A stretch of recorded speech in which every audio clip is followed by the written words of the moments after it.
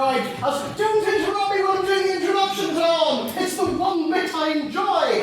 Please, welcome to what could possibly be described by some people somewhere as the 15th ordinary meeting of the 171st session of the Queen's University of Belfast Literary and Scientific Society! I love the introduction! It's really loud! So, as we all know at the beginning of the debate, it's not time for fun, it's time for announcements. And I know, announcements are really dry, so I don't know why I did this, I just decided to cheer them up a bit. I don't know what that is, I don't know why I did it, but it's here now, we may as well move on to our lives. So, what are the announcements? The Literary Forum. If you're a member of the Litterific, which costs £5, I very much recommend you do it. It means you get £5 off, and if you have formal, you get to go to our training events, and many other things. But if you're a member, you get access to the Literary Forum. This is a wonderful Facebook group where we'll be posting our members-only news. You can write something. So, yeah, there it is. If you want to know what's going on, get a membership, message one of us on council, and yes, get on that. You can also go onto the Facebook page, and I think there's a link to the group there, and you can ask to be added, and you'll be added if you're on our membership lists. So, I've got 3 notifications I haven't looked at. Never mind, let's move on. EGM. So, those of you who are members and are also Queen students, unless you're running, that is, don't need to be a Queen student to run it, you just need to be a Queen student to attend, which sounds like a paradox, but it's not, trust me. The EGM, so we'll be electing a new internal convener next Wednesday night. There are full information. I'm really out of breath from the beginning shouting bit, sorry. Just another reminder, when you're at university, look after your health. I didn't, and look at the state of me. Yes, we'll be electing a new internal convener next Wednesday. If you want to run for the position of internal convener, this will involve messaging speakers, putting them into group chats, all that kind of thing. Please message president@litterific.org with your name, the name of someone wishing to second you, and I believe a 250-word manifesto by noon on Monday. As I said, all details are on the Literary Forum, so please look out for that. Next slide. The Litterific IV. Oh, yes, we are organising a competition which will be on the dates of the 8th and 9th of February. That is a weekend, as it is known. I don't know why I'm speaking like this evening. It might be just I'm really hyped. We'll find out. But the Litterific IV, this is a big competition, so we'll have universities from across the island and indeed beyond coming to compete. And if you want to speak at this, which I very much encourage you to do, there will be a form up on the Literary Forum very, very soon. Because the Irish elections, there are fewer people coming than we may have wanted, so please do come and support society, have a go. It's a really good weekend of debate. Becca, have you got anything else you want to say about the IV? I will put a Google form up on the Literary Forum tonight for anybody who'd like to compete. Put your name on there and I will get you started. Please participate in our IV, it's going to be really good fun. Another announcement that doesn't have a slide, but I will do anyway. Ultimate Spire, a new fun announcement for the room. Yeah, okay, so over the past year, this is actually nothing to do with Litterific at all. What sort of is now. I've been making this movie called Rubicon, a modern day Roman tale, which I've shared one too many times, probably stuff about it. But all the profits of the film, we've hired like 2 cinemas so far, are going to be going to the Welcome organisation in town, where I have a meeting with a nice man called Keelan, who went and organised all this with us. We're going to be getting a Just Giving page soon.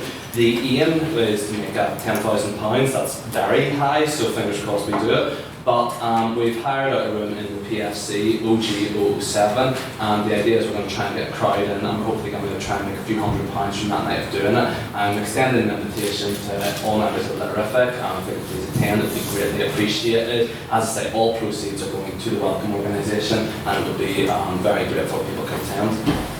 How much is it? Oh, £5. Welcome, the charity is under the homelessness charity? Yeah. Yes, so it's all going to a very good cause. Another thing that I want to bring up is the Women's Workshop, which will be happening at some point in the future. Chloe, do you want to talk about that? Hi, as you might be able to tell, I am a woman. Rebecca Hickman is also a woman. And we'll be leading a workshop next week. It's on Tuesday. It's in meeting room 2 in the Students' Union at 6 p.m. So we're just basically going to go over public speaking tips, kind of debating tips in general. We're going to an IV next week, so Trinity Women's. So If you're already going along to that, please come along to this. It's going to be a really good prep day. If you're not involved, come along anyway. It'd be really good to get you involved and kind of just, form that network again. Not that it ever disappeared. Like women in society, because as you can see, there's a lot of men in the room. We've got to stick together. Batman's at the front. So, What's that supposed to mean? you know what it means. Oh, come to the letterific, the president's a dick. That's a great message to put out. Let's move on, shall we? The junior mace. These are some of our announcements will be things that are just general things that go to this or his events coming up in the future. This is something that we are doing for an external body. Basically, the Junior Irish Mace is an inter-varsity competition for, I believe it's 11 to 14-year-olds? Year 8 to year 10, so yeah, like that. Yeah, and it's being hosted at Queen's on Saturday, and there's quite a few in this room that will be helping out with that to judge. It's a really prestigious competition. Really hope it goes well. Really big thing for the society, really big thing for Queen's. So just to let you know what's happening. But I'm thinking, what does judging school children actually involve? Let's see, shall we? This is Tarquin. Tarquin dips his fries in his milkshake and then sticks them up his nose. What a disgusting waste of space. Let's judge some more children, shall we? This is Timothy. He doesn't know how to look into a camera. Timothy is fundamentally dense. Now, gauging that reaction and the quality of that joke, a better president would end it there. This is Tilly! No! I can't stop! It's pre-programmed on the PowerPoint. I'm locked into this roller coaster of terror whether you like it or not. She looks possessed, and she's also got antennae. What is she doing with her life? Nothing. She's a child. Let's move on to the final child, shall we? I'm going to judge. This is Chad. I think you've all judged him yourselves. So I think we've all learned something today. What? Can I really emphasise, as we had a judging workshop yesterday alongside speech techniques, and I really emphasised the pastoral element of it. We're here to nurture these children as they're starting their debating lives. We want to encourage them, not here to make fun of them and call them chads of all people. What is wrong with you? I didn't call him Chad, that's his name. Why are you accusing me of calling a child names? I did that very clearly at the beginning. You all judge. It was just a joke. I'm very sensitive towards the nature of debating because I think it should be nurtured in everyone because it's an important skill. You didn't expect that seriously, did you? That was a curveball. Thank you so much. Yes. I didn't get through making memes, or did I? But let's move on. Let's move on with that evening to the reading of the minutes of our 14th ordinary meeting. So please welcome up our secretary, Miss Chloe Ferguson.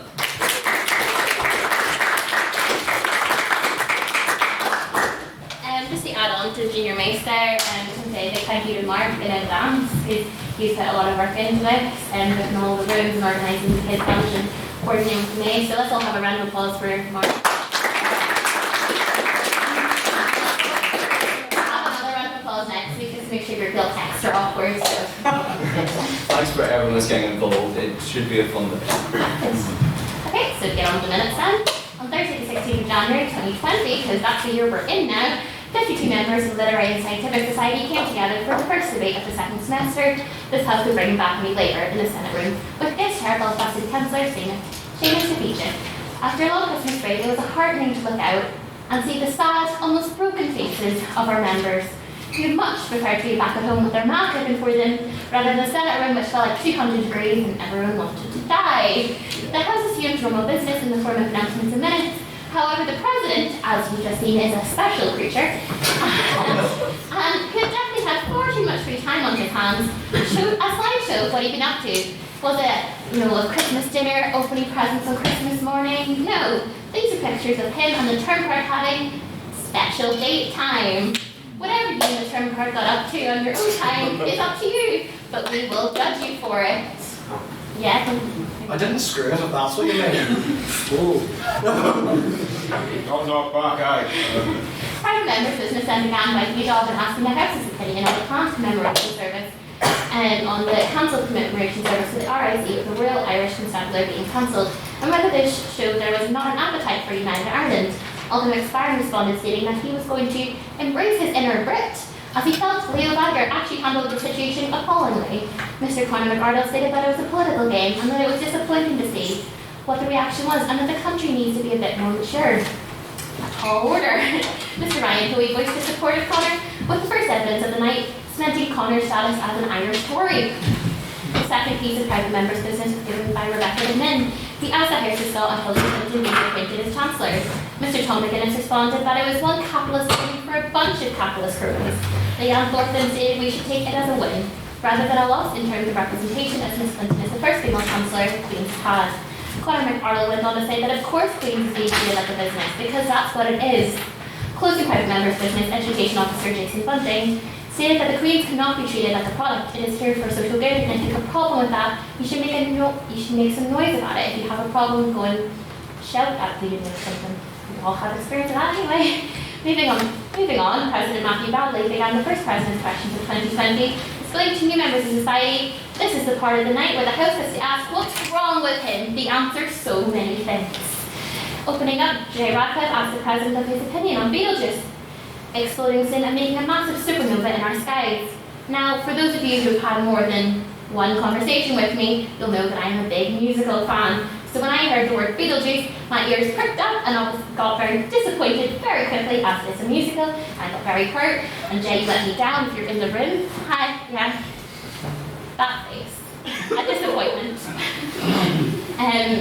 Okay, so Bradley further inquired, will it hurt us? And with a confirmed no, Matthew delightfully explained, it will just be quite pretty then.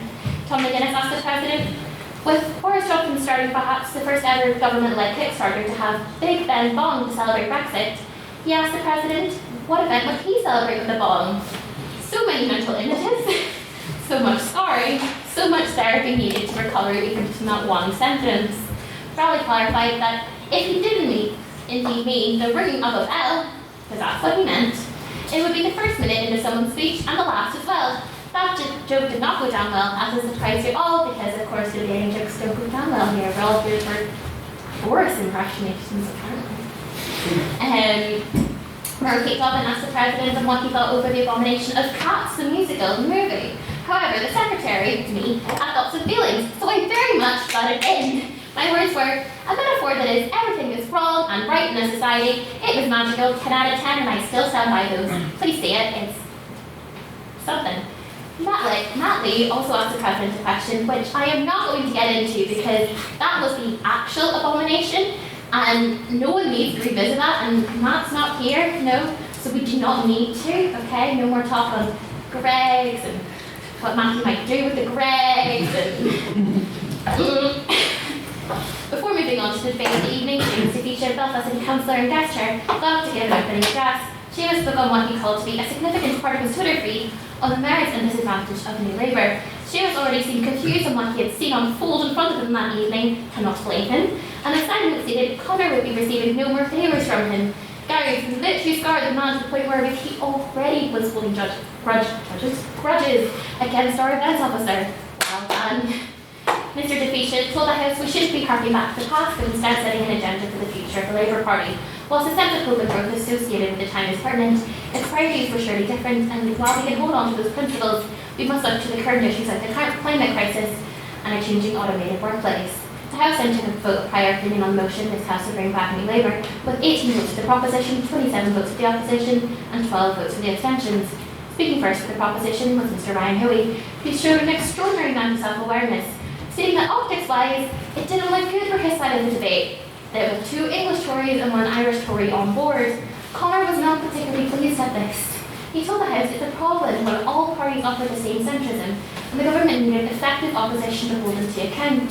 Mr. Hoey spoke that New Labour put pragmatically delivering results first and ideals second, and the reason many of the left hated New Labour was due to the fact they were evolutionary rather than revolutionary. First speaker for the opposition, Mr. Tom McGuinness, opened by thanking the guest chair for pronouncing his name correctly, recalling the trauma of his school days from his headmaster. However, all of us in the room knew it was just a roundabout way for Tom to #humble brag that he had a shadow on a popular football podcast. Yeah. So he told the House that New Labour is a movement which is seeking to temper the spirit of socialism, and that we are not to debate the virtues of the politicians, but rather the politics themselves. Mr. McInnes, attempting to be a member of Scooby-Doo's posse on an after-school special, stated, "Here's the thing, gang. Climate change is real and we get 10 years before we are past the point of no return. We have no time for evolving, we need radical change here and now." Seamus Feature's #1 fanboy and perhaps now enemy, Conor McGarnell's second foot proposition, raised a number of important points. He stated, "A move to the hard left would not solve the climate crisis," and the New Labour managed to merge aspiration and the idea that we should have a standard for all of us living in the same country. And while it's easy to take the piss, New Labour were brave. It represented something more than sticking to your own side, but the most important thing he raised was that he was not an Irish Tory. Conor's not there to defend himself, he's an Irish Tory. Speaking second for the opposition was Native Speaker Mr. Paddy Brennan, stating that bringing New Labour back does not adapt to contemporary concerns, and that the new policies under Corbyn have inspired more young people than ever. The idea of a centre political group is not stable if generally in Britain at this moment favours the right. Mr. Brennan also pointed out that Labour in the last election received a higher number than what they had previously received, so maybe just the votes were in the wrong place, perhaps revealing weaknesses of the first past the post electoral system.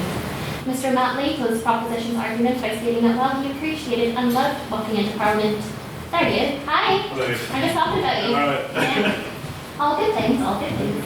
Mr. Matt Lee closed Proposition's argument by stating that while he appreciated and loved walking into a Parliament to see a Tory majority, with any massive government comes reckless decisions. And with that, there needs to be a strong opposition to hold them to the account. The Labour government needs to be popular to begin with, and while the values of the British people are reform, they need to move on a journey with you. Mr. Chris Hubble closed the week's debate by saying that it's quite depressing to have a bunch of Tories how the Labour Party tell you how a bunch of Tory words, Chloe. It's quite depressing to have a bunch of Tories tell you what the Labour Party values are. Mr. Hubble looked at the devastations New Labour caused and spoke on the May Day manifesto, stating that New Labour politicians were more likely to feel comfortable to have dinner with a Conservative than have a conversation with a Socialist. Questions were taken by Emily Munro, Pierre Mer, and Tuluwe Ani Abi Deo. After a round of applause and thanks to our guest speaker, a vote on speaker ability was taken on the motion, this has to bring back New Labour. With 36 votes for the proposition, 8 votes for the opposition, and 9 votes for the abstentions. May I take the minutes as read? Aye.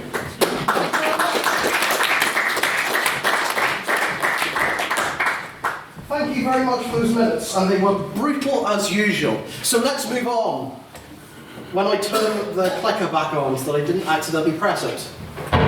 That's just a logo. Here we go. The agenda for the evening, look at that. So as you'll see at the top, those of you, there are a couple of new faces here. We begin with private members' business. This is where you can put up your hand and say something that's happening in the world to introduce a topic to the room. Hands will go up, I'll point at you, you can say your piece, and we can have a bit of a discussion. So are there any bits of private members' business? Nothing, there's nothing happening in the world. Oh, they're going up now. I'm going to go to Matthew Sullivan just for the look he gave me, right? May as well. Okay, so there's been a lot of media sensationalism about the new swine flu or the new SARS. Basically, the gist of the story is there was a food market in China which had some very questionable food safety practices, and a variation of a disease, I think, affecting some kind of farm animal mutated and now affects humans. But the punchline is that it's really, really infectious, and it's already in Belfast and Scotland and all over the world, like a couple of days after it was discovered and a couple of people died. So, it's called the Wuhan virus, which sounds terrifying. Is this the end of the world? Big thoughts. So we'll go to... The answer is no. Until we move on, we'll go. Tom McGinnis. As a vocal proponent for the end of the world, I should be welcoming this, but I don't really see it. Like, this news story comes up every once every year, more or less. It's Zika, it's swine flu, it's Ebola, and it's just it's a load of old nonsense. The Ebola, a lot of the time, we fret and terrify ourselves, going, oh, what if it comes to our country and completely wipes it out, and there's like 5 isolated cases here, and we all have a massive self-deprecation moment. But it's actually going to have far more impact on foreign countries who we're not in. The drama will not be put there. Like the Ebola crisis was this whole thing, we were all going to die, and no one, barely anyone in the UK died. but hundreds of thousands were killed in Africa, and it was largely ignored for the sake of egotistical fratting. So yeah, this isn't going to end the world, but a lot of people will die and they won't get in the news because we don't care. Any other thoughts? No, let's move on. Are there any other separate bits of private members' business? Any thoughts on anything happening in the world? J. Radcliffe. Actually, could you state your name for the minutes, please? I forgot that was a thing. Even if I know you, I'd like you to state your name for the minutes, even though I said your name. In your most creative way. His High Lord J. Radcliffe? Yeah, as soon as I said that, I regretted saying it, I apologise. As at this stage, the honorary science officer for the Litterific, there's been a recent development in the world of biology, where we've started to make xenobots, which are clusters of cells that we can program to give instructions. And I'd like to ask the House what they think the moral implications of us literally creating life are. Does anyone else talk about this? I saw it on the news. Sounds terrifying. We'll go to... Can you state your name for minutes, please? Alternate Spine, Chairman Officer. Is this the sort of cells that are being programmed? The ideas are going to kill cancers and stuff like that? Yeah. Kills cancer sounds alright to me.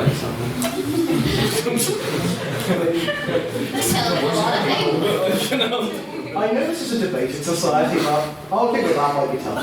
I'll go to Ben. Actually, what's your name? I'm Calvin. I really don't like the sound of that for the simple fact that I think that people could have used that to try and get rid of stuff like disability or like learning difficulties. And while that may sound good, well, the people who currently have that are going to feel really bad because it's something that they're created with, something that they're part of, and it's something that we don't have a right to alter. And we don't have a right to alter life. Go to, yes, even though I said your name, you say your name. I'm going to stick to this. Yes. Matthew Sutton. I strongly disagree with that. I think that saying that if we have a magical cure-all for any disability which we can detect in children or unborn children, then saying we're not going to cure that is like saying, oh, you've got a broken leg? Well, we're not going to splint it. That would interfere with God's plan. Or, oh, you've got the flu? Well, I guess you'll die then. I think it's really similar to that. If someone has like a medical condition and you can cure that, then choosing not to cure that is evil and wrong. Any other thoughts? Yes. Yeah, as Keir goes through, do you not think it could be the sort of a slippery slope? We already see in societies where males are valued much more highly than females. The rates of abortions for female fetuses are much, much higher than for their male counterparts. So we could very easily end up with the scope of designer babies, parents simply choosing, I want a child with blonde hair, blue eyes, I want a child with ginger hair perhaps, and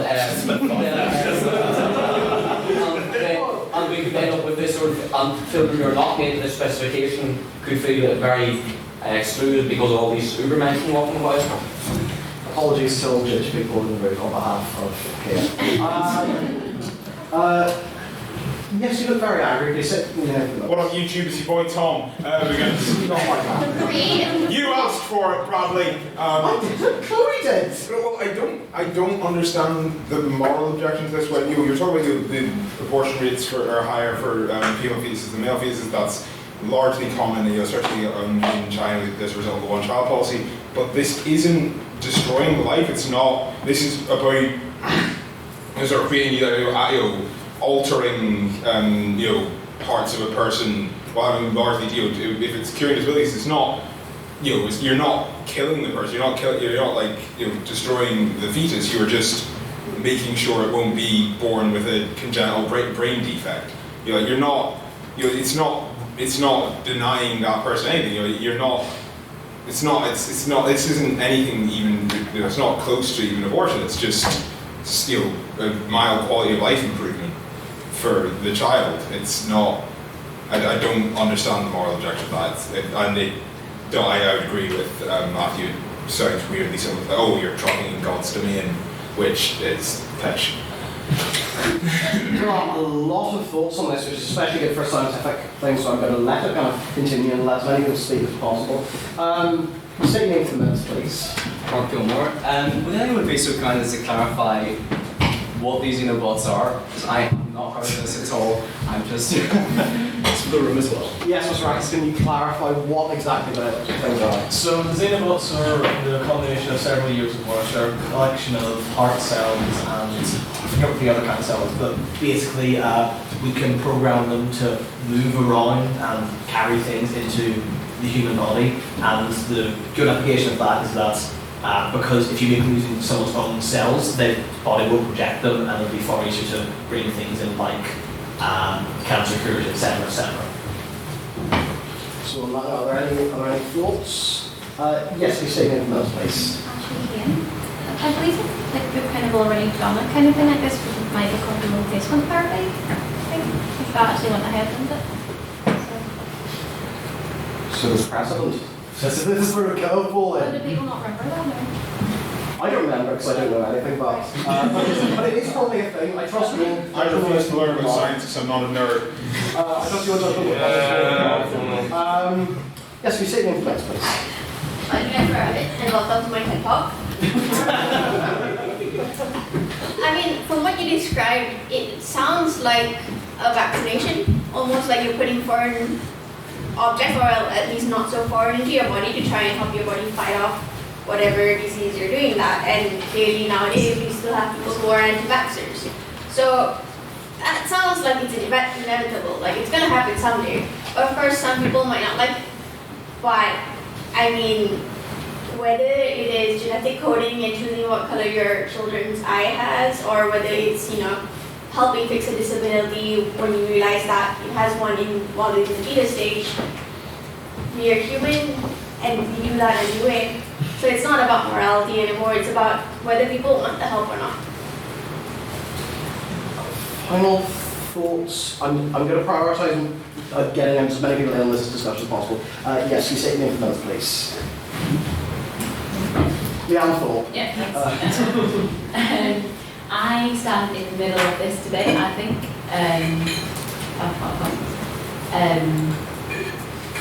Oh yeah, so I think when we say disability is quite interesting, like we don't have the right to interfere in fetus, and I understand that argument, but it's also good, when I don't agree with that, why not help someone if you can. I think society's perception of disability has changed a lot in the last few decades. For example, someone with Down syndrome, perhaps, I don't think you think it's one of the things that it's just part of life, or someone missing a limb, it's just part of life kind of thing. Obviously there's serious disabilities, but I think our perception of disability will change. I know kind of aesthetics as well, because people might change it for that. So I think it's, yes, you can be, it's difficult to like interfere in that in so much in like life, but also don't just go willy-nilly and start fixing what you think is right. That makes sense. You think you're about to say something? No, I got a bit confused because when you say like literally creating life, I thought you meant like creating life without like a sperm and an egg. I just got really confused. I study English, that's why I was. Yeah, does anyone study English in here? Any English students?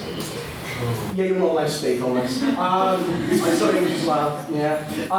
Any final thoughts? We will go to like so many thoughts, and again, I'm prioritizing people who haven't spoken on this. Yes, you state your name first, please. Alan calling Galway. Speaking as someone with a very mild intellectual disability, I never chose to be born with it. And if this was a technology that, you know, I was born 20 years from now when this is common practice, I think I would be glad if someone had been like, oh, gotta get rid of your dyslexia before it becomes an issue. Any other final thoughts? Time is racing towards us. We're going to go to Mr. Sullivan, Mr. Callan, and then we will wrap it up. So I've got like kind of 2 points. So if we take, so on like the moral side of this, if we had some like gene altering device, which we could say, your hair is blonde now, or your congenital heart defect is gone, alakazam, etc. The difference, like I don't think it's a slippery slope for the same reason that we can equate this to things like traditional surgery.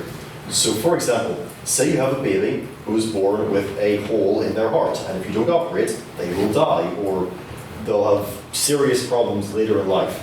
you can operate on them and fix that, and it's fine. But for the same situation, you wouldn't be able to do just a cosmetic surgery, like give them a forked tongue, because there's people who do it. And if you're 18 and you can consent to that, that's perfectly fine. But the reason why it's different is because one is a procedure which drastically improves quality of life, or even mildly improves quality of life, and the other is a purely cosmetic thing. And you can do one thing on people who can't consent because, you know, that's good for them and their children. And the other thing, you shouldn't do cosmetic changes to people who can't consent, ever, obviously.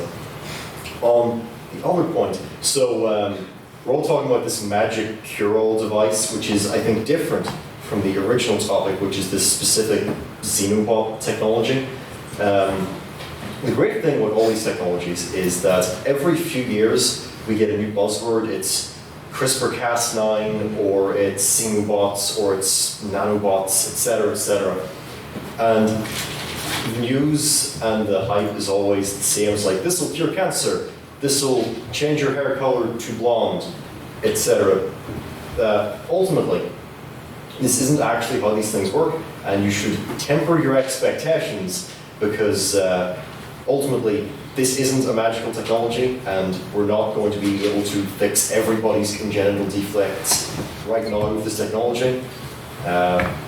It's probably just going to be used to be slightly better at cancer, or slightly better at killing cancer. Yeah, Ben Calvin.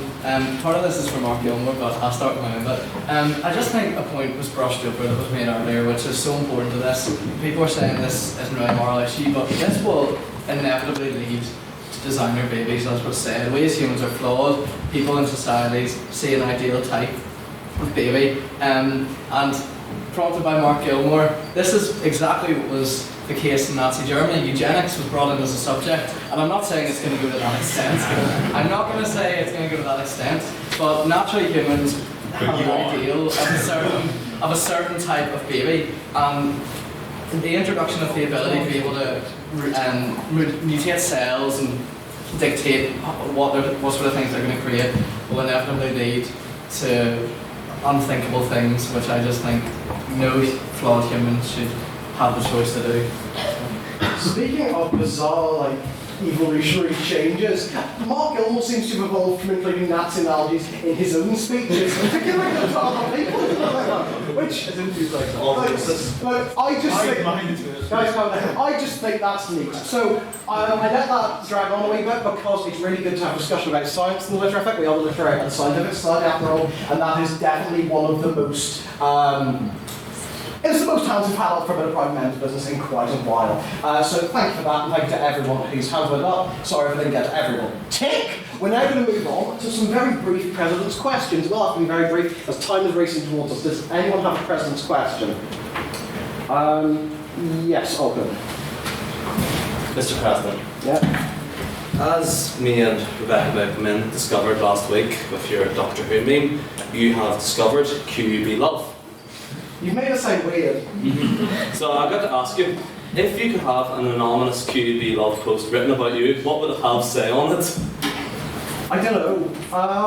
Just for clarification, what it was a meme I made, and it was a Doctor Who meme. It was actually I'll post it somewhere afterwards. It's a lot to explain. I don't know what it would say. I hope he doesn't die alone, that kind of thing. Yeah, something like that. Just like something really uplifting, you know. Now I see both Ryan Hoey and Matt Lee with their hands up. And for those of you who are new, they have been perpetrating something about Boris Johnson's sausage roll that apparently... So I'm going to go Tom again.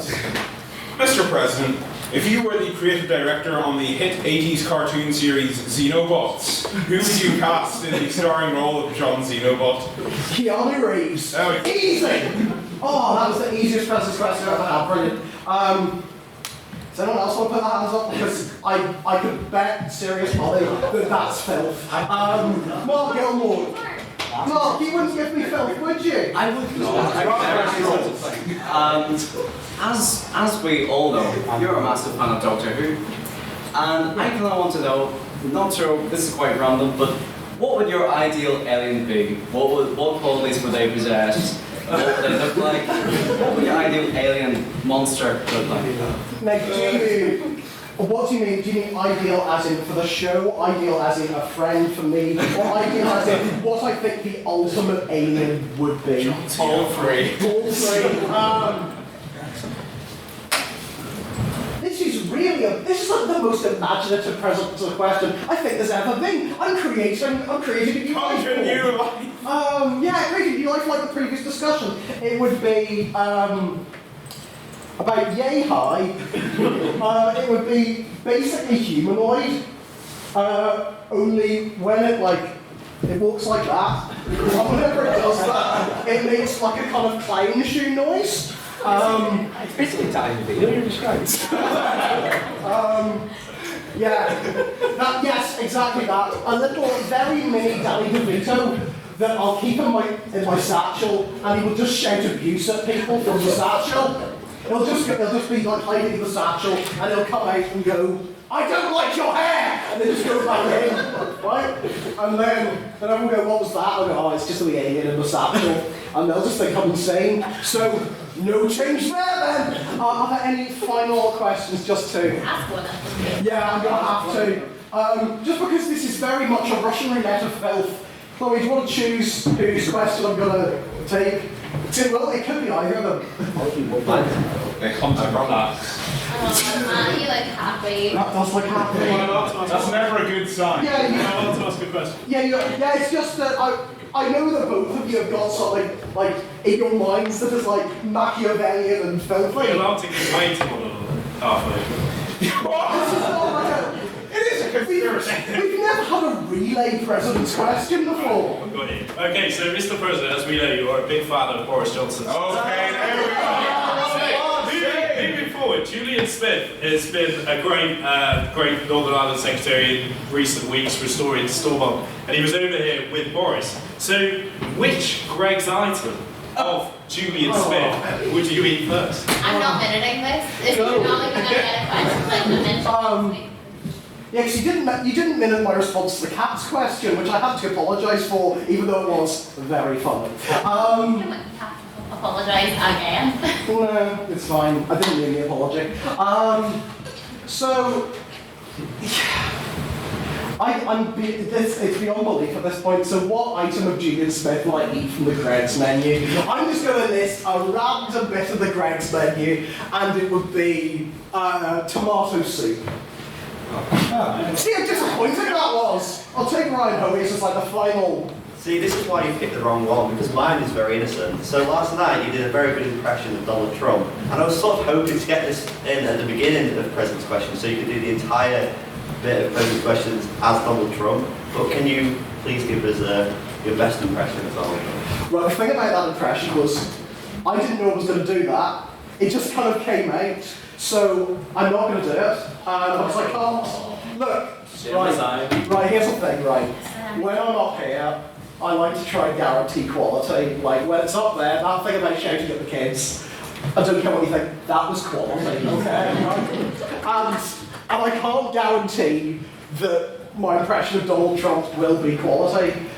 So instead, I'm going to do an impression of the X Factor man doing an impression of Donald Trump. Just gonna. Now, I'm a serious actor, so I need to, like, there's poker face needed, so I'm going to put these sunglasses on. I'm going to build a wall. It's going to be a beautiful wall, and the Mexicans are going to pay for it. That was the X Factor man doing an impression of Donald Trump.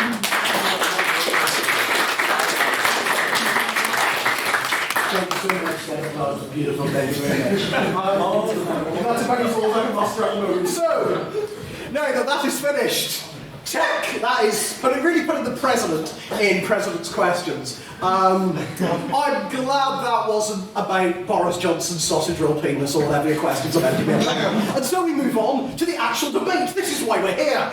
This House believes young people have no future in Ireland. I have no future in Ireland, but that said, with my degree, I have no future at all. So, we've got a vote of prior opinion coming up. So if you're not familiar with the letter of it, this is what a vote of prior opinion is. This is where, this is just your opinion coming into the room tonight. Just what you think, having read that motion, seen their happy hipster faces, and made a judgment. So, there'll be aye, so you believe in the motion, nay, disagree with the motion, and nay, which is abstain, so you don't really care. So, if you believe in the motion and wish to vote for the proposition on this House believes young people have no future in Ireland, please raise your hand and say aye. Aye.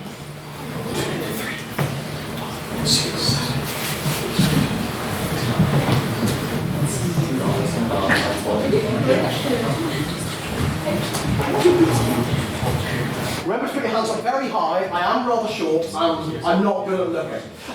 So, those of you, yes, you can put your hands down now. Those of you who do not believe in the motion, this House believes young people have no future in Ireland, please raise your hands and say nay. Nay.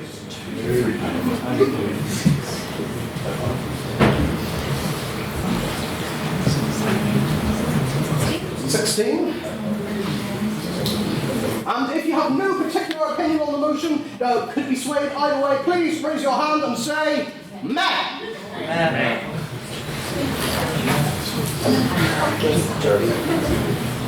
Did you even know yourselves?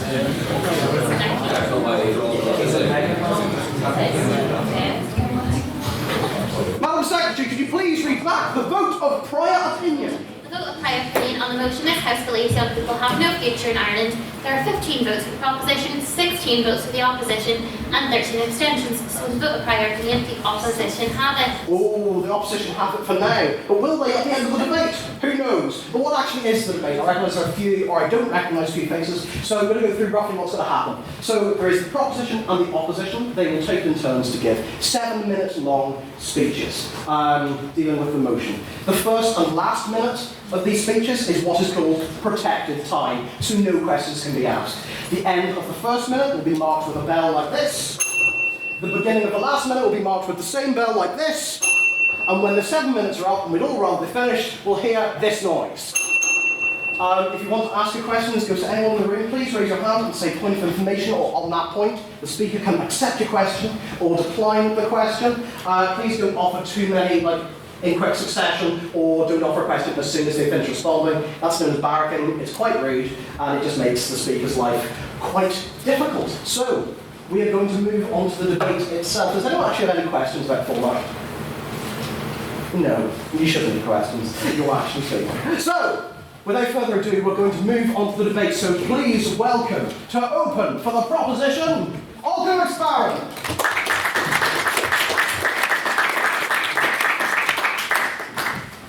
Right, okay. Just heard that much story about that virus and it's in Belfast now. I've been feeling sick all day and I'm kind of just a little worried all of a sudden. But look, thank you, members of the House. This motion is interesting. Whenever I took it, I remember thinking this side will be a difficult one to argue. It could appear that we are here to mock the nation of Ireland.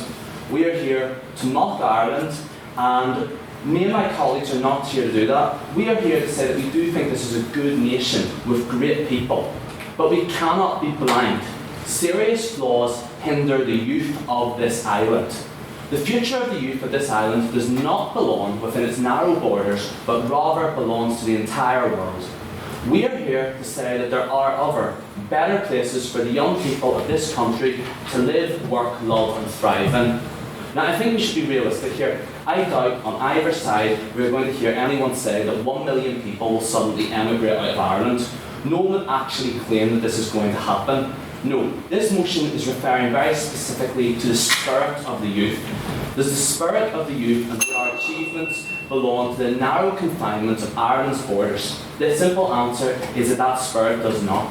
The youth must be prepared to leave this island and realise that it is in their best interest to do so. That more possibilities exist for them and for the wider world if they do. Ireland's youth consistently change. In the past 30 years, they have changed. No longer are we an inward-looking people, not viewed as being a small country, not seen as a player at all on the global stage. The Irish now are an established member of the global community, one that actively engages in Western affairs. Be these as diplomats for geopolitical affairs. I give the example of the Brexit negotiations as proof of Ireland's diplomatic credentials, where, let's be fair, due to years of experience in dealing with the British government, they ran rings around May and Boris. Or the example of Ireland's youth in the Irish Defence Forces, who are carrying out peacekeeping missions in the Middle East. Ireland's youth are one of the few nations that can go into the Middle East, and because there's no imperialistic past, they can go in and make a tangible difference, where people actually welcome them as people who are there to help. This is the future. Yeah. Sending armed forces to the Middle East, surely is that not just, replacing our lack of an imperialist past with an imperialist future? I mean, I do take the point on board of what you're saying. However, the odds of Ireland actually conquering anywhere in the Middle East are none and none, Tom. Let's be 100% honest there. But as well as that, they are going in, and I've seen the actions of what the Irish Defence Forces are doing. And note they call themselves the Irish Defence Forces, not the Irish Army. They're not a conquering force. They go in, they build wells, they conduct humanitarian aid, and they help people in those countries. And they're one of the few Western countries where Middle Eastern countries are very keen to let them in, because they realise that they are going in as humanitarian aid and not in some quasi-imperialistic satellite state venture. Where was my place? No, for Ireland to have a great future and for the youth to have a great future, we must not have this isolationist view of the world where we look in on ourselves. Ireland's youth need to be internationalists. They must strive to become something greater. The youth of Ireland must seize this moment. They must get out of Ireland, leave the local parish hall, and get out there and see the world as a whole. This is their future. The youth's future is to export Ireland, to get out there, to showcase our art, our music, our culture, our very soul. The opposition are going to claim that things aren't that bad here. They say we should work on what we have. I will acknowledge things aren't the worst. They're not the best either. Ireland has its flaws. From the mental health crisis which affects the entire island. I'm in the North Belfast constituency, which if you do read the news, very badly is affected by it. It's actually a massive problem. There's not enough money and resources being poured into it. So on a personal level, I know that that is a massive problem. But as well as that there, you also have the mental health crisis, and you have the homelessness crisis, and you have the example of Northern Ireland not having a government for 3 years. Only just got back up and running. I would have touched on this earlier, because Sinn Féin and the DUP thought there was going to be an election they would lose seats in. This is just not good enough. And as Lois will expand on later in her speech, this isn't good enough. There has to be better for the youth of Ireland. The opposition may claim they're putting forward a good future where Ireland is a better nation internally. Why are they so limited in their ambition? They claim to be modern and progressive, but they're like the dogmatic old Catholic priest or the British establishment before them, who held this island and its youth back. If you're not going for a future for the youth outside of Ireland, they have become a metaphorical dinosaur.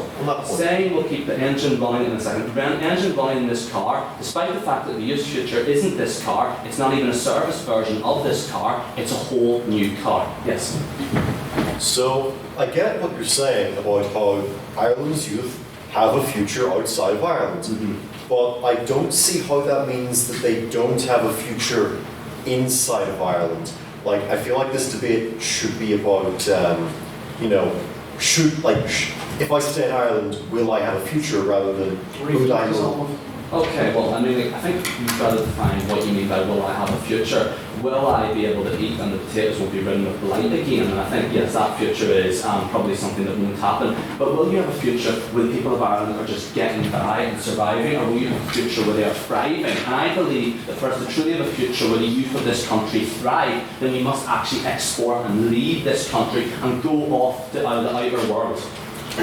Do the youth of Ireland not deserve better than that? Is it not time for Ireland to abandon this small-mindedness that has unfortunately been a character of the nation for the past 100 years? Think, here in NI, you hear the phrase, "our wee country." Do the youth not deserve to have a chance to see the rest of the world, but keep Ireland in their hearts? The youth's future is not here.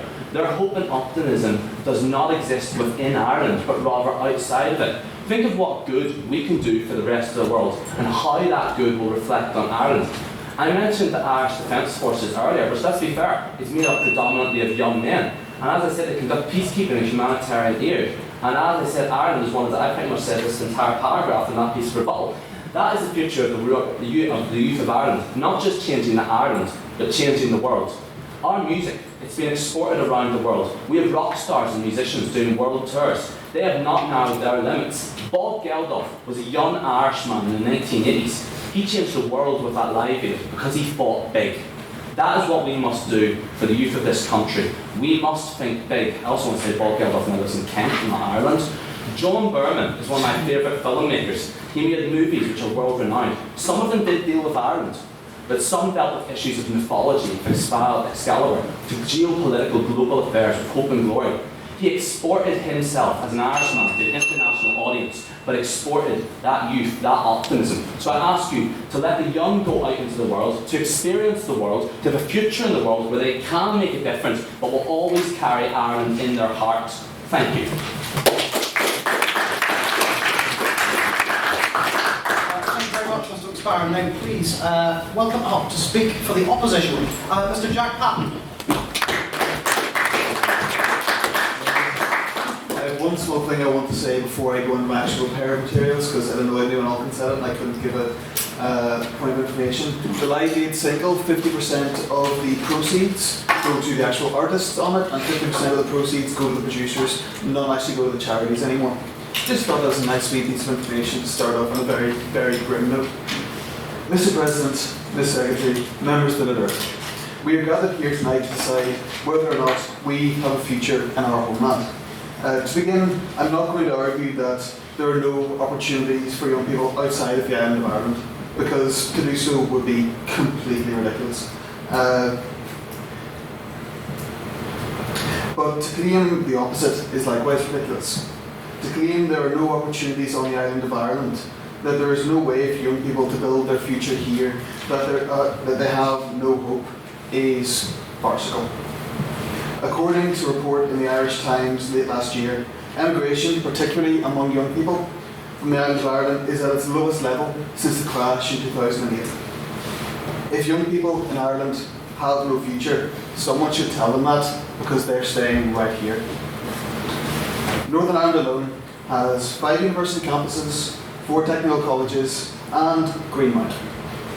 No culture, that's good enough. Combined, offering everything from courses in bricklaying and hairdressing to astrophysics and law, giving every young person the opportunity to build the future that they want.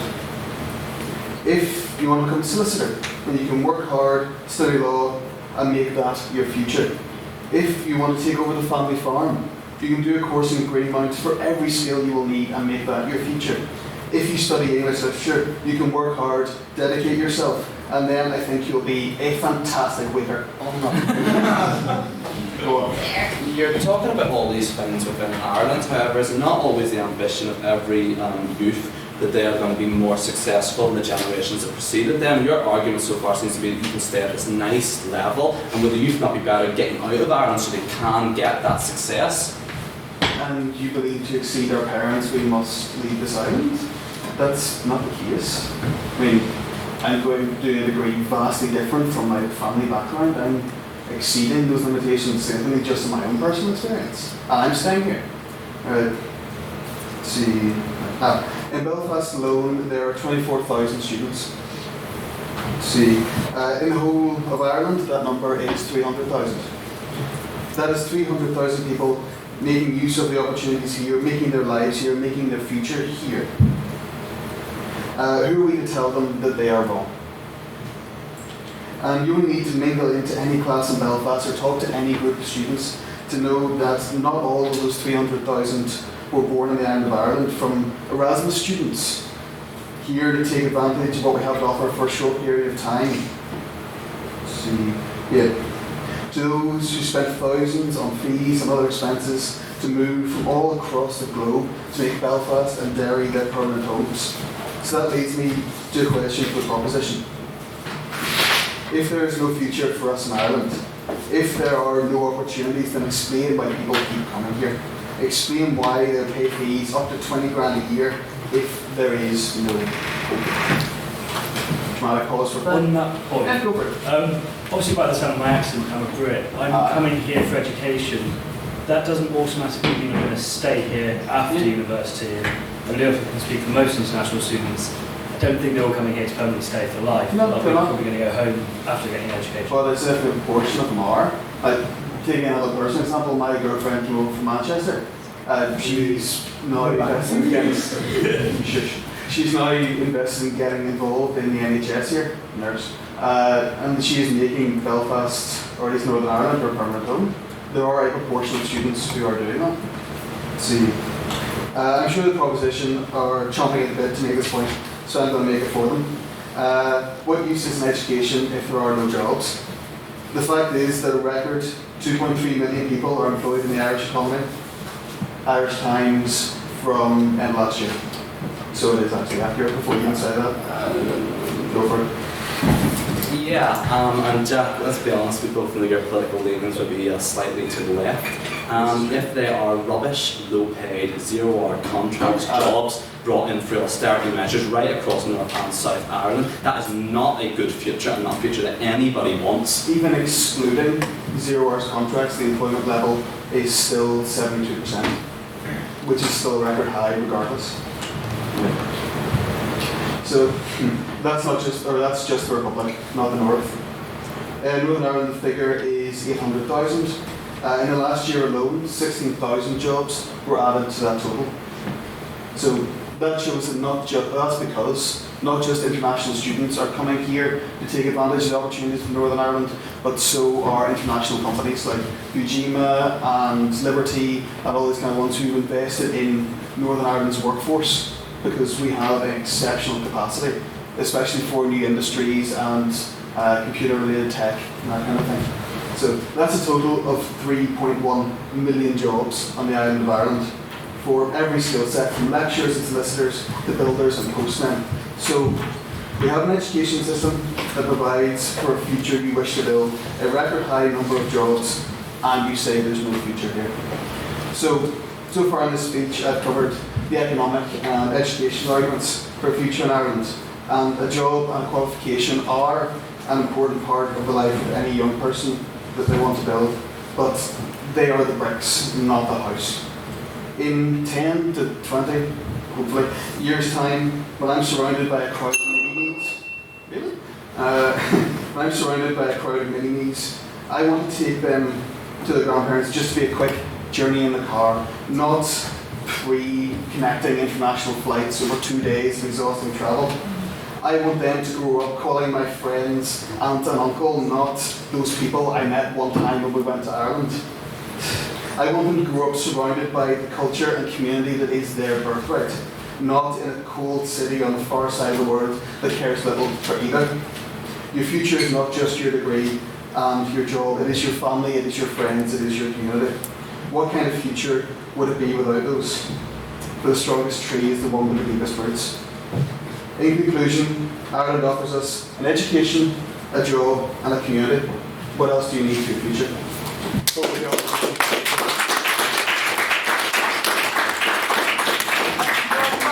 Thank you very much for your speech. Now please welcome to continue for the proposition of Lewis McGowan. I'm going to start with some rebuttal. There was mention of your girlfriend wanting to go into nursing, and I just think it should be said that the nurses in Northern Ireland are striking at the minute because they're getting paid less than the nurses across the UK. So if she had stayed in Manchester as a nurse, she would get more money. Also, in terms of when we talk about jobs, if you want to go, you mentioned if you study law, there'll be opportunities. There'll be far more opportunities in mainland Britain or in America because it's bigger, you know, and Northern Ireland only has a small amount of specific places where you can do specific jobs because it's smaller. But I'm going to move on to the actual speech now. So I'm going to give you all 3 seconds, and I want you to think in your head of somebody famous. Okay, so hopefully everybody has got one. Now I would wager that the majority of you are thinking of somebody from America, if not from England, but I doubt that many of you were picturing someone from Ireland. And that's because there really aren't that many Irish people who are famous on an international level. Now, why is that? I don't believe that that is because we're less talented. I believe it's because we don't have the same opportunities. On that point, Yes? you're probably right. I thought of Her Majesty the Queen if you're interested. The bottom line is there's 6 or 50 million people in England, 320 million people in America, 5 million people in Ireland. There's pure odds of probability. If you were to limit it to only 5 million Brits and 5 million Americans, it might well be an Irishman. Okay, I see your point, but I do think that we have the potential to have more internationally recognised Irish people if we didn't have the amount of barriers that us young people have.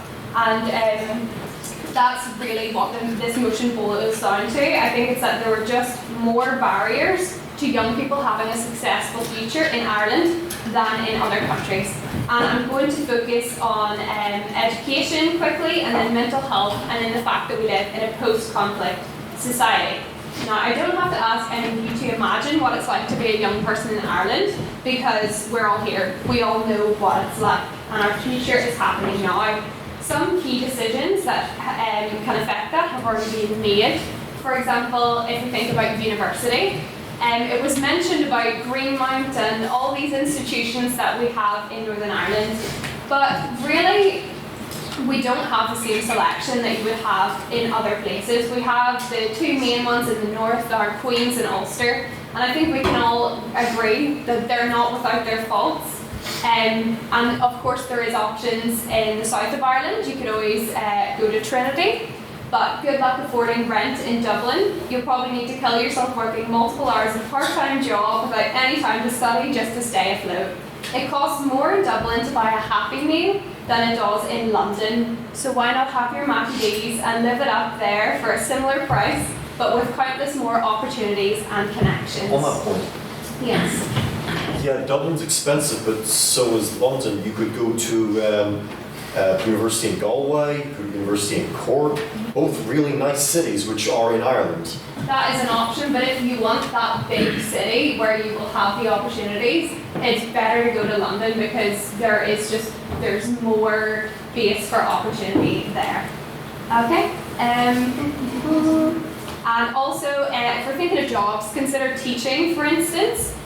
We are training way too many teachers, yet in England they are crying out for teachers, and they will actually pay you a bursary of up to £26,000 in some subjects to train you to teach there. And we've already mentioned about nurses as well. But on the topic of health, things don't get much better. So Northern Ireland has the highest prevalence of mental health problems in the UK, with 16 deaths per 100,000 individuals per year. Almost half, 44% of people in NI are suffering from mental health issues. We are told time and time again that we're not a priority and we don't matter. So many people feel as if they can't even ask for help, but what's even sadder is that when people do, they're literally being told that they can't have it. Waiting lists for mental health services in Northern Ireland are more than 24 times greater than in England and Wales. That's the situation we live in. That's a barrier that we face. And for what? Why are we staying here? As of 2019, Northern Ireland's only gender identity clinic has taken on no new patients in over a year. We were voted the worst place in the UK for LGBTQ+ rights in 2017. True marriage equality has just come in, but it will also take time to gain the same ground that already exists in other countries. That's more barriers in the way of our future that we wouldn't face elsewhere. Finally, it can't be ignored that this is a post-conflict society.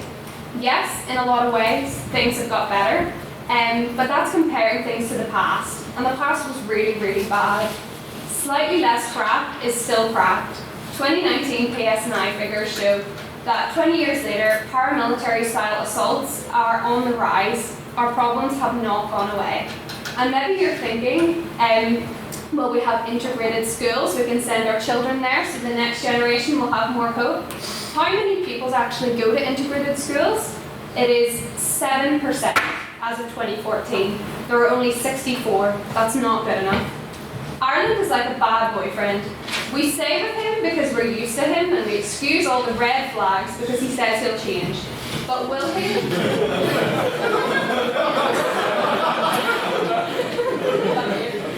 It's amazing what we can get used to. To quote Thelma and Louise, you get what you settle for. So don't settle for a future in Ireland exhausted from constantly jumping over hurdles and barriers that don't need to be there in the first place. Thanks.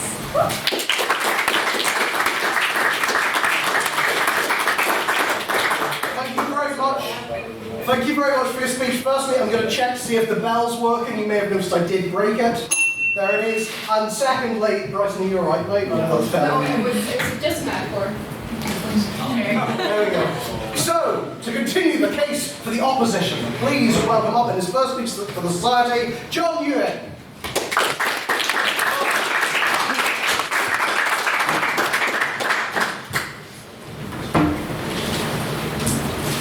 This House believes young people have no future in Ireland. I didn't actually expect to be up here speaking in front of the Litterific. To be fair, losing my voice to a throat infection this week was probably all the discouragement I needed. But it actually couldn't go worse than the exams this month, so I'm sort of thinking, why not? So to be honest, I'm actually a wee bit surprised that a motion like this is even being debated. And I knew that I needed to come and speak up for this, for the place that we actually call home. So as our glorious Starship Commander Boris would say, I want to argue back against the doomsters and the gloomsters and to restore some hope and optimism into this glorious society.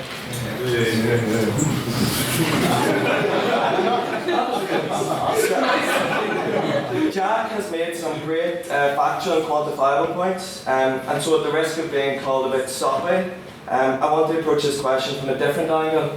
An angle nonetheless that I'm certain is so much overlooked.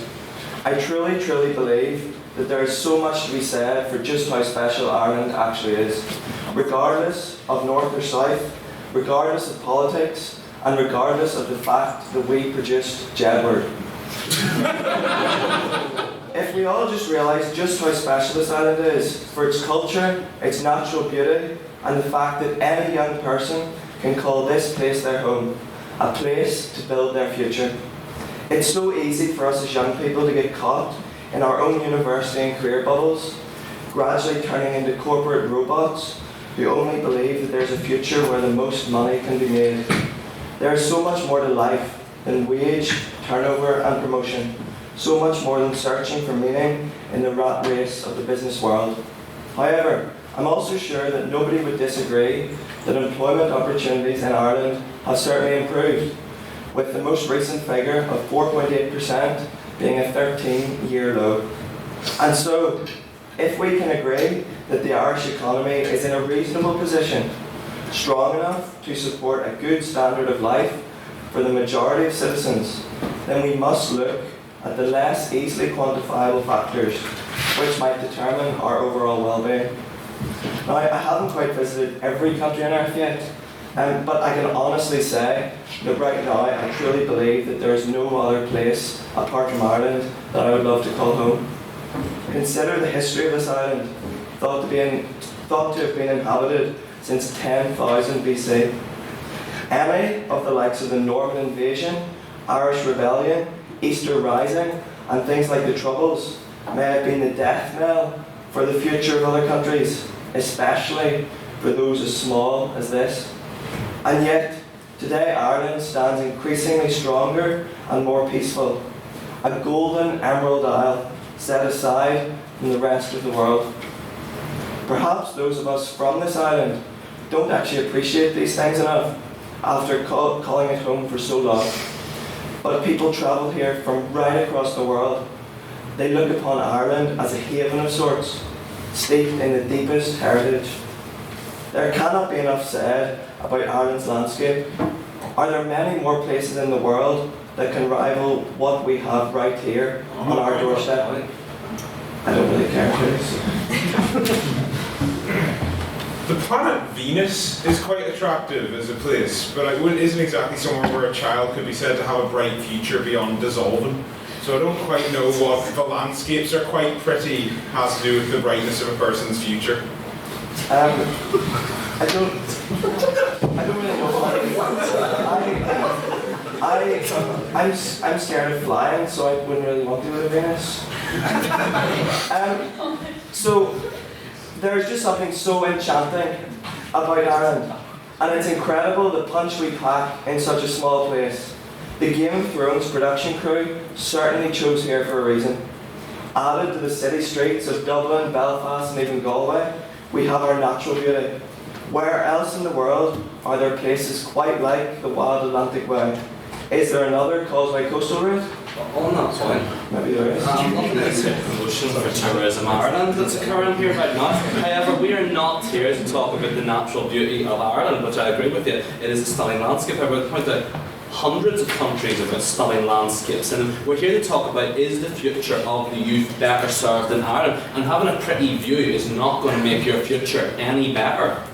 It's certainly going to make us happier. So I think as I said, the unemployment, I think there's a factor. So once we can say that the economy is strong enough to support the island, that there's these factors that you might dismiss, but they are really, really important, because it's how we live our lives.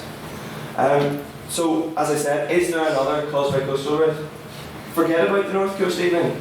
The Gold Coast of North Down is a mere... And you know what? It's a mere TransLink delay away. Indeed. Where would we be today without Bangor? Where would we be today without Matthew Bradley? One trip down the Arch Peninsula, and I promise you that there will be no more thoughts of emigrating. You would see that the only option for your future is here in Ireland. And you know what? Even without all of this natural beauty, there's always a future for young people, wherever we are. We can make every excuse, from Brexit to Boris's bombs, but at the end of the day, it is up to us to make what we can of our lives and our futures. To build our futures, we must first find a place that we can call home. And this is the point of highlighting the beauty of our Emerald Isle. Ireland can be home to us all. As it was once said about this island, there are no strangers here, just friends that you haven't met yet. So please, tonight, vote opposition. There will always be a future for young people, because we are the future. Thank you.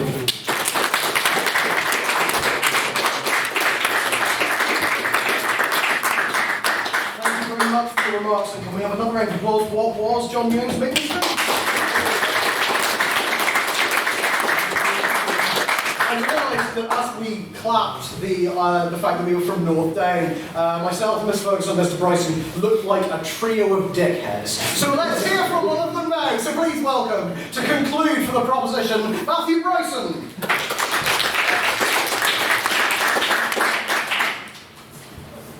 Let me just sum this up, answer. Okay, well, I firstly want to start off with a little bit of rebuttal. I'll start with the first speaker. He says, he gives us a question, why are young people staying? And for this, we're going to frankly have to admit that we're emotional creatures. Why am I still here? Well, it's because I have family here, it's because I have friends here. It is not because I go, man, I love our government. God, the job opportunities are fantastic. The future that I have in 10 years is one that I personally believe is looking precarious for everyone in this room. But I probably will still stay here because of my family and because of my friends. That doesn't mean my future is going to be a good one. It's the same reason that a lot of you are in this place right now, because of your friends, because of your family. The case that the opposition seems to be making is that that we have to prove that there are absolutely no opportunities whatsoever in Ireland. And as Jack said, if you have a family, an education, and job, you have a future. Great, well, let's take this to its logical conclusion. In Syria, they have 8 universities. I could make a family there, and I could join the local security organisation. That is in no way, shape, or form means I have a future in Syria. The argument that opposition will try and trick you with is, well, if you don't die, then you have a future. That's not good enough. A future for young people is one where you don't just exist, it's where you actually live. You need more, a good job, a safe life. That is the future that is becoming more and more unlikely in Ireland. No, thank you. The second speaker said, there's more to life than wage. I agree. Like health, which Northern Ireland is fundamentally failing on. Like not having paramilitaries, which Northern Ireland is fundamentally failing on. Said the Irish economy was good, it's getting better. It was getting better, there was a 25% increase, a huge increase in 2015. Then Brexit happened, and it went down by 20% on that growth. On that point? No, thank you. Without Brexit, we would not be having this debate. Brexit is going to fundamentally change this island. And lastly, the second speaker brings up the point that it looks beautiful. Well, great, you can take a photo before you leave. But like, this does not affect your future. So members of the House, as third speaker, I have to reiterate my points and build on them a little bit. So firstly, both Lewis and Owen make the point that we have talented people, and those people should be as successful as possible in any field whatsoever. Fundamentally, we're on the proposition to believe that this is not possible in Ireland. We do not have the infrastructure or the industry to do so. If you look at people like Saoirse Ronan or Conor McGregor, they don't spend their life in Ireland. They don't work in Ireland, they don't live in Ireland, they live away. Because that's where the opportunities are. There is no space, no thank you, in Ireland for ambition. If you have ambition to be the best in your field, you won't be here. To be the second best in the field, you won't be here. To be the third best in your field, you won't be here. You will be in a country that is more developed, that has the infrastructure, that has space for ambition. But maybe you don't care about being a global superstar. Well, Lois tells us, I'm staying here, I'll take that. So you're saying about being the best in your field. As I mentioned, I was probably just in my head from that. Surely you would think that the like of Game of Thrones would be the film industry, the best in the world. And you're seeing the best in the world right in this country. Well, someone didn't see season 7, season 8, but I'll take your point, but that again is not a realistic future. Because that's gone. And frankly, the reality is, you can use this landscape. Sure, people can use, they use Croatia as well. Again, you can use Syria as a landscape for filming on. It does not mean that there is a future in Syria for me. That's an unrealistic parameter to use this by. But Lois tells us why staying here for the average person isn't great either. She talks about the serious problems that are here right now. In the north, we have serious mental health issues and an oversaturated job market, which means if you're a lawyer or a teacher and you want a job, as soon as you graduate, you're not staying here, you're moving elsewhere. And that's just a fact. And what we can't ignore is the ever-looming impact of Brexit. Being a country that still has active paramilitaries, the fact that dissident loyalists like Jamie Brexton, which by the way is no relation, are furious at a border down the Irish Sea should seriously concern all of us. On that point, go for it.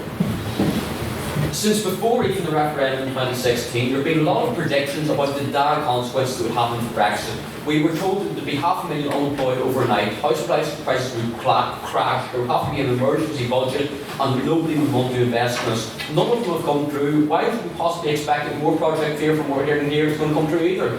Because we can literally look at what's happened in the last 3 years. The Irish economy went from 25% to 5% to 7% to 8%. It has been such a huge boom that just completely dissipated. If you look at paramilitary crime rates, they went up straight after Brexit. They have stayed to that level, increasing year after year since. This was not a case where we just have Project Fear. We can look at the last 3 years and see where we have gone. We haven't had a damn government for 3 years. That's where it's gone.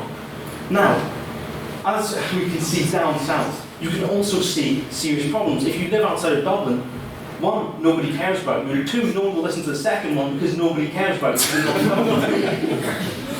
And if you live in Dublin, like Laura said, you'll have to kill yourself to survive there. You'll have to pay extraordinary rent. But let's just see if this is the case for every city that's in, what, like 1 million people. So let's compare this to Glasgow, a city with roughly around the same population. The cost of living is 50% lower in Glasgow. Not 5%, not 1%, 50% lower. Let's even look at Manchester or Birmingham. Places that are double the size of Dublin. I meant to say twice the size of Dublin, double the size of Dublin, it sounds horrible. But the cost of living is 40% lower in those cities. This is a bubble in Dublin, and it is going to crash, and that is going to affect all of us. And finally, I want to touch on the politics of this island. Firstly, in Northern Ireland, our politics are broken. I assume no one disagrees with this. We would pray, please, God, make it be better down south. Well, frankly, in down south, we have two main parties who dislike each other for historical reasons, who have forced to work together because neither of them can actually get a majority, and they're both more right-wing than the population they claim to represent. Does any of this sound familiar to you? Both sides of the political divide, north and south, are completely ineffective and broken.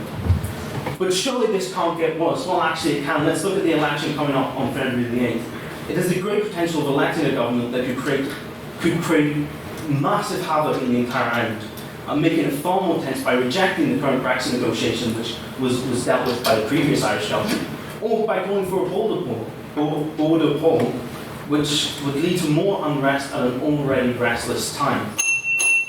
To sum up, the case for the proposition is this. In Northern Ireland, if you want a job, you'll often have to leave. If you want the sex change, you'll have to leave. If you want to be safe from paramilitaries, you'll have to leave. If you're majorly talented, you will leave. If you want to live in a big city and not pay extortionate prices, you will leave.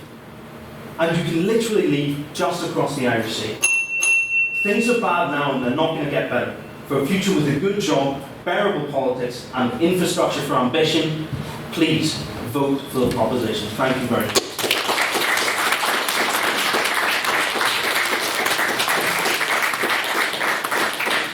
Thank you very much for your speech. Now please welcome the final speaker for tonight, concluding for the opposition, Keir Crozier. Ladies and gentlemen, tonight you've been treated to what can only be described as a gratuitous display of national masochism by our friends on the proposition. They've taken Ireland, our dearly beloved island, which we are so proud and so fortunate to call home, and sullied her name remorselessly. I am a staunch unionist, but when I get home tonight, I'm going to have to put on the wolf tongues for good of my own heart. They have told you, in order to find success, our youth must leave the shores of our pleasant green isle. They've talked a lot about the past, about 3 years of snowstorming. Well, it's back, thanks to good Julian Smith. Much appreciated by our men down here, I know. Talk about a post-conflict society. We are, and thank God we are, because it was much better to be post-conflict than during conflict. I have to say, I think you're also guilty of straw manning to a large extent, suggesting that all we're advocating is some sort of bare minimum living standard to make Ireland worthwhile as a place to live in the future. Nothing could be further from the truth. I've already heard from my colleagues that the desire of people, not just of our own young people to stay here, which they have, to study, but also of 300,000 other people to come from the rest of the world. This speaks volumes about the desirability of Ireland to other people. Ireland goes from strength to strength on both sides of the border. In Northern Ireland, unemployment is at a record low of just 4.5%. Recently, we've seen deals save businesses such as Harland & Wolff and Wrightbus. Whilst in October last year, the future of 3,500 jobs was secured with the sale of the historic Short Brothers aircraft factory. Only last week, the future of Flybe was secured. Not much use to John over here seeing us scared of flying, but to the rest of us, it means that we can easily access the regions of the rest of the United Kingdom, which is a huge boon for both business and leisure users. Tourism to Ireland continues to rise, with over 11 million people visiting the island last year. Of course, they come to see our beautiful scenery, with more than 1 million visitors to the Grant's Causeway from all over the world, as ever they have done. But now they also come to see our Game of Thrones tours and the legacy of Titanic. And they do so comforted by the fact that Belfast is now consistently one of the safest cities in the United Kingdom. Okay, so you're talking about one industry, not the whole of Ireland here. I mean, the examples, you're talking about two of the greatest disasters in history, the final of Game of Thrones and Titanic, and the Giant's Causeway, which has been described by literally everyone in Ireland as worth seeing but not worth going to see. So I think to try and say that we've got one industry and that justifies every young person staying here and thinking it's a great future ahead of them, it's a false argument. Well, again, I have to accuse you of straw manning here, because I've also told you about the saving of these businesses, our industry Wrightbus, the Sports Aircraft Factory, and you might say that people in Ireland say it's worth seeing, not worth going to see. Well, tell that to the millions of people from over the world who really hold a different opinion. For 30 years, Belfast was a war zone. Now it's one of the cities in the UK. The evidence is there, with more than 3 times as many people staying overnight in Belfast in 2018 compared to 1998. Last year, we also had the privilege of hosting the Open Golf Tournament at Royal Portrush, the first time in 68 years, which was most appropriately won by an Irishman, Shane Lowry. But there's also the prospect that we will co-host, a World Cup with the United Kingdom. Yes. Are you seriously suggesting that the future of the youth of Ireland lies in golf? Because that's honestly more depressing than the economic collapse thing. I'm suggesting that the tourist industry is absolutely colossal for Ireland at the minute. Last year, 11 million people visited the island of Ireland. That things like holding the British Open contribute to that massively, and therefore, in terms of creating jobs, absolutely things like this are vital to the future of the youth of Ireland. The Republic of Ireland has over the last 30 years witnessed something of an economic miracle. Global giants in social media, ICT, finance and pharmaceuticals have created the European bases in Ireland, with companies including Apple, HP, Google, IBM, Facebook, Twitter, Pfizer and GlaxoSmithKline. These companies are the cutting edge of their industries, and they want to come here to Ireland because we have one of the most qualified youths in Europe. 43% of Irish people have a tertiary level of education. The only country in the EU with a higher level is Great Britain, and as of next Friday, they won't be there anymore. So Ireland will inherit that top spot. In the early 1990s, Ireland was the poorest country in Western Europe. Now it's a net contributor to the EU budget. Indeed, in its audit report, the European Commission predicted annual growth for 2019 at 5.6%, the highest in the Eurozone. This growth is having a real effect for real people on the ground. Wages in the Irish Republic rose by 3.2% last year, whilst inflation rose by just 0.7%. The heady days of the Celtic Tiger are a fast-fading memory, but the Celtic Phoenix is rising from the ashes as Ireland powers into the 2020s. We have also seen great strides on both sides of the border in terms of social progress, with the introduction of same-sex marriage and increased reproductive rights for women. Particularly in the Republic, a country which not so long ago still forbade divorce and contraception, the rate of progress has been truly staggering. These are issues which matter deeply to young people and their voices heard. As John so eloquently elucidated in what was a magnificent maiden speech, I'm sure we can all agree, Ireland's young people, and many of you are here tonight, must create the Ireland they want to see. Ireland's success, indeed, her very nationhood, was built by men and women who did not wait for that which they desired to be put on a plate for them. They worked, and they grafted, and they fought for it. And one can only imagine what Pearse and Connolly and Plunkett, or indeed Craig and Carson, who equally loved this part of Ireland, would think of what they've heard from the proposition here tonight if they could hear the defeatism being espoused by them. We're the land of students and scholars, of Yeats, Wilde, Shaw, Heaney, Joyce and C.S. Lewis. It is just as well for the proposition that we are conducting this debate in the confines of Queen's University, lovely though it undoubtedly is. For if we were instead to do so at the North Coast or the Ring of Kerry, these scenes of surpassing natural beauty, not one of us in good conscience failed to dismiss the proposition's slurs or the nonsense that they so clearly are. There are palm trees in Killiney. It's the Beverly Hills of the British Isles. All we talk about our rock stars, well, Killiney boasts Bono and Enya, and Def Leppard have come from Sheffield to live there as well, also second time. Indeed, such is Ireland's loveliness that moved Lady Gregory to say, I feel more and more the time wasted is that which is not spent in Ireland. We ought to consider her words. Ladies and gentlemen, when US President Barack Obama visited Ireland in 2011, he said, Ireland, if anybody ever tells you your problems are too big, your challenges are too great, that we can't do something, that we shouldn't even try, think about all that we've done together. Remember that whatever hardships winter may bring, springtime is always just around the corner. He was right. Of course there is future for young people in Ireland. Our star is rising. Every one of us can be part of that future. It's ours to make and it's ours to take, and you can start by voting for the opposition tonight. Thank you.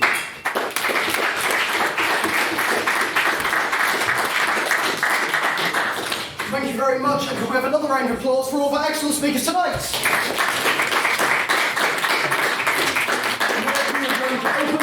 We're going to open the debate to everyone in this room in a few rounds of questions. So if anyone has a question for the proposition, please raise your hand. I very much encourage you to do this, even if you've never spoken before.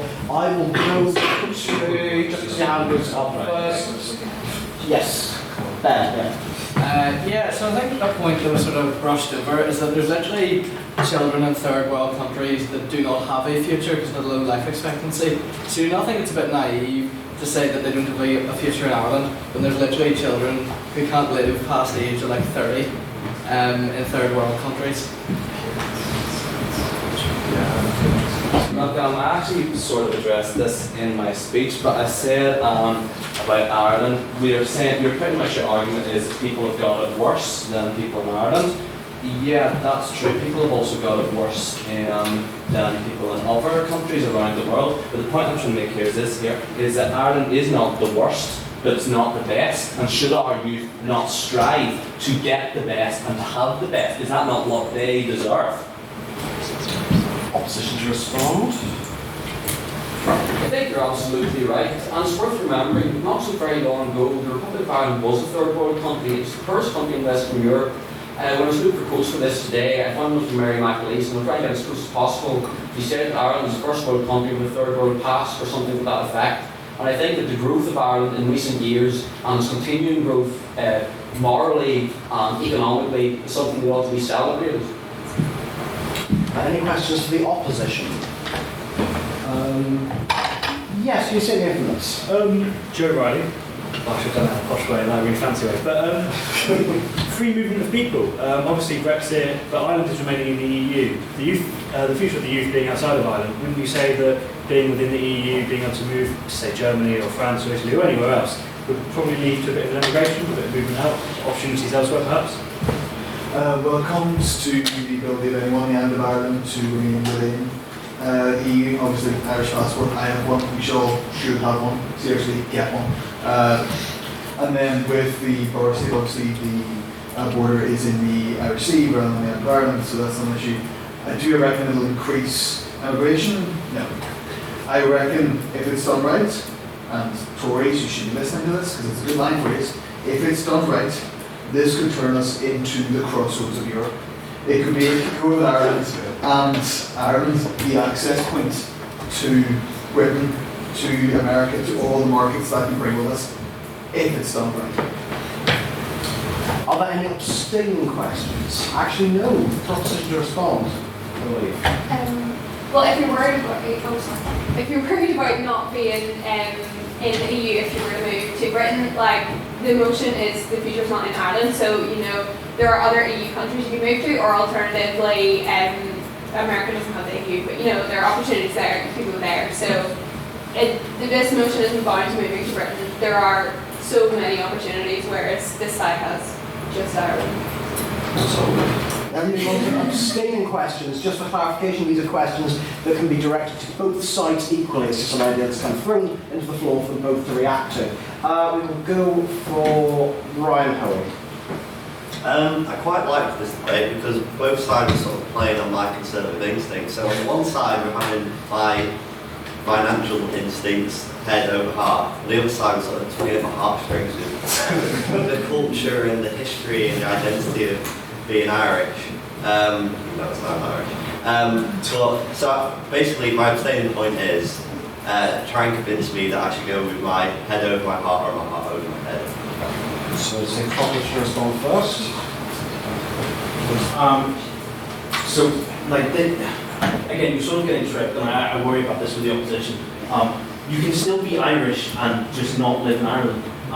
For example, Bob Geldof, Conor McGregor, Joseph Rogan, all these people, they still represent Ireland. Irish music can still be transported all across the globe. You can still have this culture. Irish pubs are basically everywhere. You can still embrace this and be proud of this culture, but you don't have to go down with the sinking ship to embrace it, really.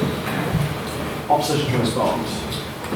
So I was actually just thinking there, that point and also earlier events, like I don't actually realise I don't think we realise just how good we have it here in Ireland. Like I know there's always going to be maybe somewhere in the world that you can get just that little bit better, but like as he just said, the grass is always greener. It isn't all about finding the absolute perfect place you can move to and I'm going to start my new life. That you can build your home here, and I honestly do think that you have everything that you could want here, even if it's not the very, very best you get. So who's back around? Any questions for the proposition? Yes. By encouraging everyone, or basically the best of the best, to leave the country to find a future elsewhere, aren't you just perpetuating that fact that, as Lewis said, this country is shit? Because those who will get left behind is those who are unable to afford it, or incapable, or financially unstable. So those who live here and the youth there, you're condemning them to a country that is not going to get any better.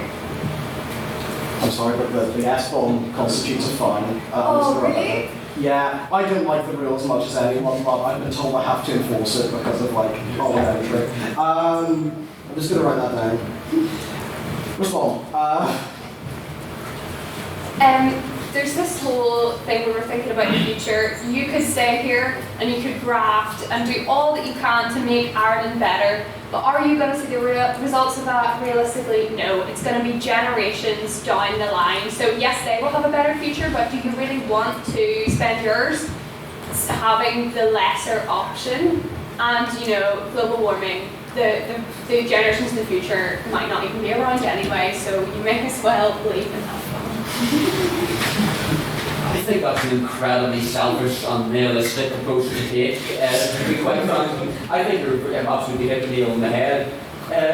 This country is improving, this island is improving, this island of two political entities, but that's where the but if we want to continue improving, absolutely we need to hold on to our best and our brightest. I mean, we've lost so many great people over the years. Obviously, during the potato famine, where I think it was 5 million emigrated, but don't quote me on the statistic, but definitely a huge number of people emigrated. And that undoubtedly held Ireland back for a long time. Now that we've seen Ireland over the last sort of 20, 30 years, with firstly the Celtic Tiger, now we're seeing it rising again. We need our best and our brightest to stay here to make Ireland the best country we possibly can be, and I believe that they will, and Ireland will be that great country.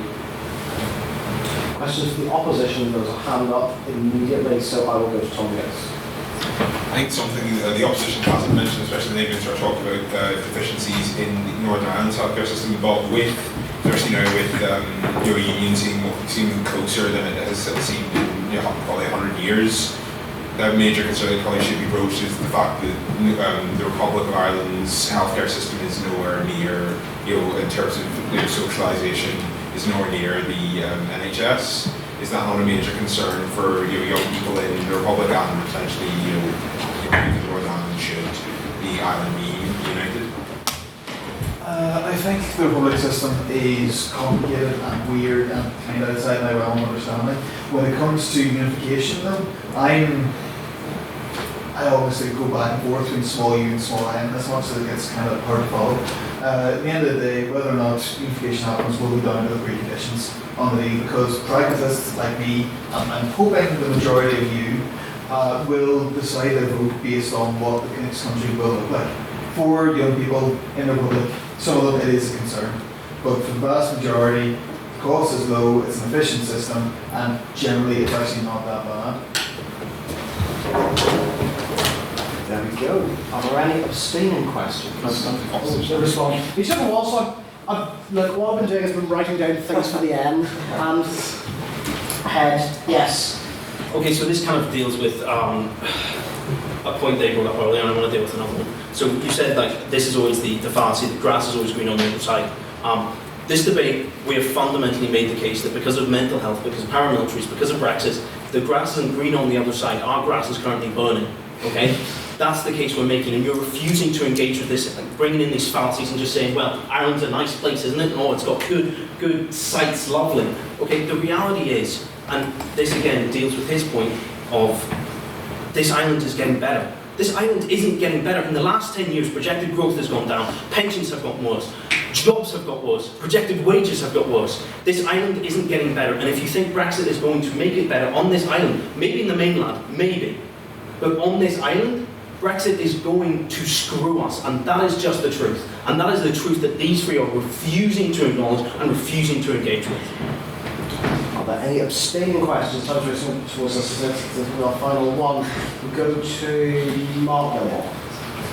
I think there's been a certain tendency in this debate to not look at things holistically. There's been this real dichotomy on the proposition, representing that opportunities, jobs, income. These are the big issues we should be worrying about. On the opposition, it's culture, heritage, natural beauty. So I kind of like to flip the tables, alright? Take a look at what the other side has said in terms of, for the prop, natural beauty, landscapes, for the op, income, opportunities, and represent that and use that in your case if you can. So it'll be opposition first, because it went to opposition first last time. When I opened my speech talking about economic principles like this, Northern Ireland in the last year alone has seen 16,000 new jobs added to our economy. Like, we are growing at a splendid rate because we have a workforce of young people who are highly educated, who are intelligent, who are capable, who are attracting new corporations from far across the world, like Liberty coming from America, like Fujima coming from Japan. Companies who are investing heavily in this area because we have the workforce, we have an immense capacity for it, we have the skills, and slowly we are building the infrastructure, or at least getting there. I think Matthew Bryson did address this in his speech, and he said it to me again there. You can take a down picture if you do like those sites. As Lois informed me, we have only got one UNESCO site in Northern Ireland or all of Ireland. And what is it? So I said, the Giant's Causeway, worth seeing, not worth going to see. Okay? See the rest of the world, there are other sites out there. There are other things to see. I've travelled around Cuba. Let me tell you, Cuba is far nicer than Ireland is in all of its sites. Okay? When it comes to getting a good job and a good opportunity, okay, not all sites. When it comes to getting a good opportunity, okay, and going out there and going out and seeing the world, but also improving your own life, and that has to be your priority, because at the end of the day, you can be patriotic to your nation, you can care about your nation, but you've also got to think, you've got your family, you've got yourself, you've got people that are closest to you to care about. If you can improve their lives, you're going out and making more, and you can't not take that. And I've got to say, we have airplanes in the modern world. If you do get homesick, you can go back and visit. It's not like we're saying that, you know, once you leave Ireland, that's it, there's going to be a giant wall cut around the country and you can't go back. No, you can come back and see it again. I know loads of people who do. So this is not one of these things where we're saying you can't. You can. Thank you very much. I've just looked at the clock. That's all we've got time for. Apologies if I didn't get if we didn't get to say a question. I recognise it was on demand, but time is racing against us. So this is the point. Oh no, I didn't include the picture. That's a spoiler, that's a spoiler. Stay on that image. So we're going to have our vote on speaker ability. This is on which side you think spoke best in this debate. It's not about what you believe, but who spoke best. So, everyone who thinks that the proposition spoke best in this debate, please raise your hand and say aye. Aye. Up high and 5'6".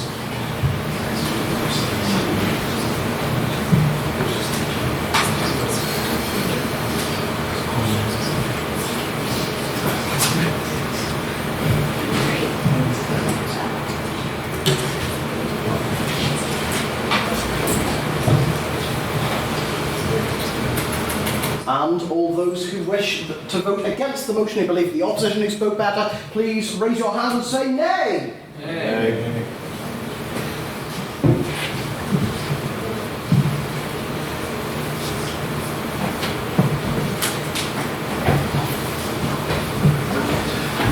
And all of those who wish to abstain on the motion, who think both sides spoke equally well, equally terribly, or don't really want to express an opinion, please raise your hand and say meh.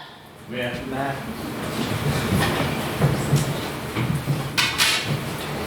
Oh, assholes. We can't discriminate against political parties here, come on. So, Madam Secretary, please read back the vote. On the vote of speaker ability on the motion, this House believes young people have no future in Ireland. There are 26 votes for the proposition, 12 votes for the opposition, and 5 abstentions. The proposition happened. The proposition has everyone on the proposition.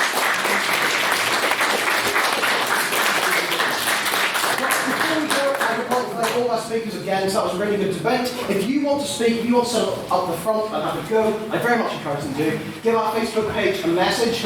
If you haven't done one already, take a turn card on your way out, and that has got all of the motions that we'll be debating for the next semester, the rest of the semester. The Women's Workshop will be next week on Tuesday, and I very much encourage if you are a woman to go along to that. I'd like to thank both Chloe and Mark for organising the junior mates. Everyone's just... Wow, my opinion isn't respected, just like being at home. So, on that note, I declare this meeting adjourned!